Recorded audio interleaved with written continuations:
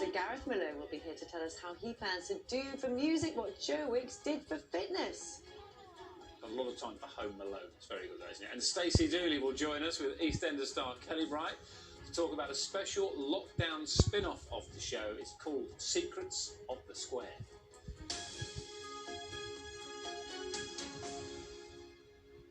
Here's a summary of today's main stories from BBC News for you. The town of Reading will hold a minute's silence later this morning for the 3 people who died during a fatal stabbing attack in a park on Saturday. The first victim has been named as local teacher James Longford. He's been described as inspirational by former pupils. 1 person remains in hospital, but their injuries are not thought to be life-threatening.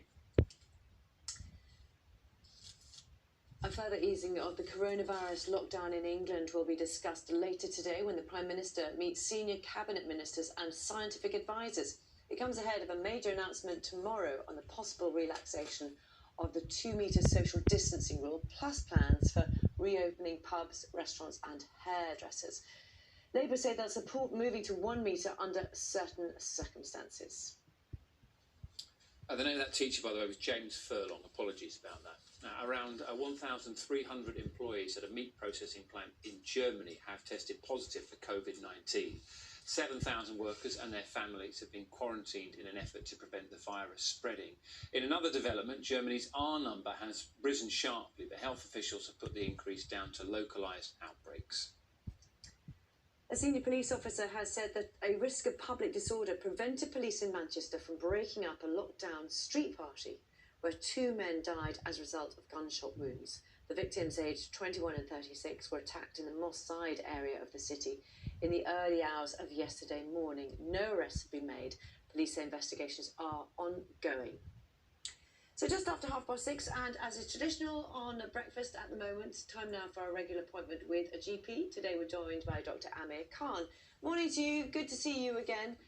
So where should we start? We're just beginning, or we hopefully tomorrow, beginning to see more easing perhaps of lockdown procedures. What are your patients saying about what they're concerned about? Hi, morning Louise, thank you for having me. Yeah, patients have got some concerns. Last week the Health Service Journal reported that people who've been shielding may be able to come out of shielding at the end of July. It's still in May, it's not been confirmed by the government, but patients have been asking about that. And although a lot of patients are happy because they've been restricted to their houses and gardens, there is some apprehension from people who have been in their homes for 3 months and how that might look for them when they do come out. There's a lot of anxiety. Their food packages and their medicine deliveries will be stopped, and that can be anxiety inducing because it'll force them to go outside even if they don't want to. The threat of the virus is still out there. So what I tend to say to them is, take it in small increments, put your shoes on, put your coat on, stand outside of the doorway. That might be enough for the first day if your anxiety is getting to you, and that's absolutely fine.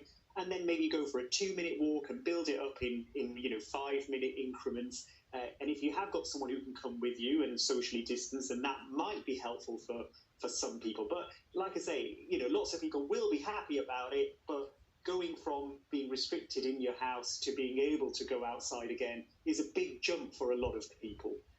There's a